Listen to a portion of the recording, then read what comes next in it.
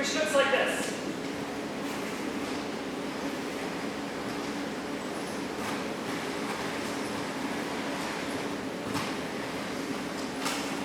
It's a lovely move and really, really nice and smooth. It can have really, really great flow.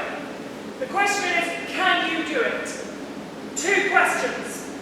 One, can you do forwards crisscross and backwards crisscross? And secondly, are you able to skate along without any cones and switch from forwards to backwards and backwards to forwards while rotating the same way? So can you do this?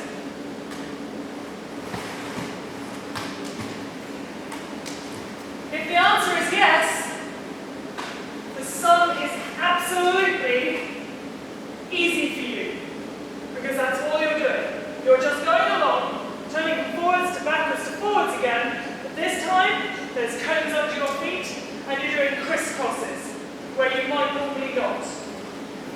I'm going to break it down into two sections, forwards to backwards and backwards to forwards. Part number one, forwards to backwards.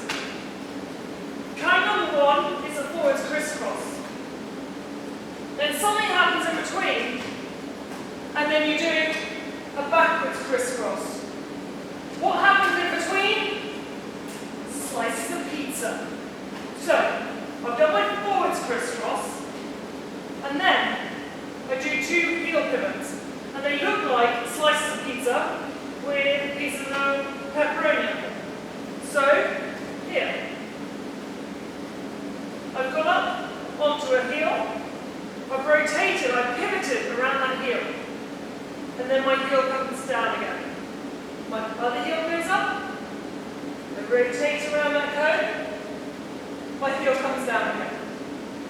Make sure that the pepperoni, the cone, is on the pizza slice. It's very tempting for people to cut above the cone. No, make sure that your feet go either side of the cone for both of these pivots. And it looks like this. Cross, heel pivot, backwards cross. Tips for this, put an X for where your heels are going to go. Makes a huge difference when learning it. Really, really, really stops you making easy mistakes. Second tip, or second piece of information, if you're going to be going counterclockwise, anti-clockwise, lead with your left foot. And again, lead with the left foot for backwards crisscross. If you're going to be going clockwise, lead with the right foot. And then backwards crisscross, again, lead with the right foot. As you can see, it's just a symmetrical move. Part number two is the backwards to forwards part. I'm going to demonstrate it here with these three cones.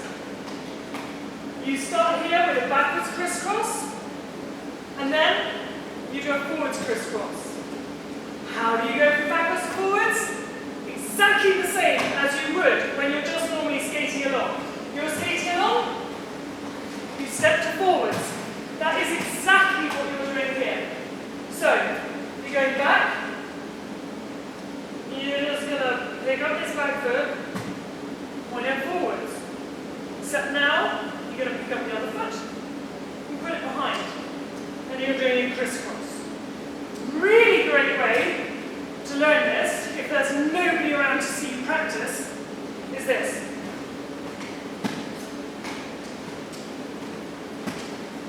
It really helps you get into your, what we call muscle memory.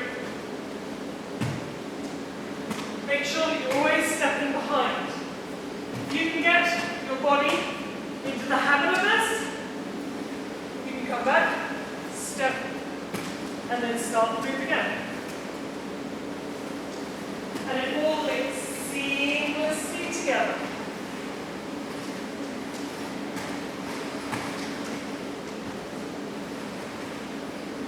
There's lots of things to watch out for with this. One is edges. Your heels, when you do your heel pivots, are always on the outside edge. And the foot that is on this side of the cones, the ball side of the cones, always weight and is always leaning away from the cone line. That doesn't mean always outside edge. It means it's always leaning away from the cone line. Other thing to watch out for is when you go from backwards to forwards, make sure your centre of mass stays over the cones. Don't go off into the wall.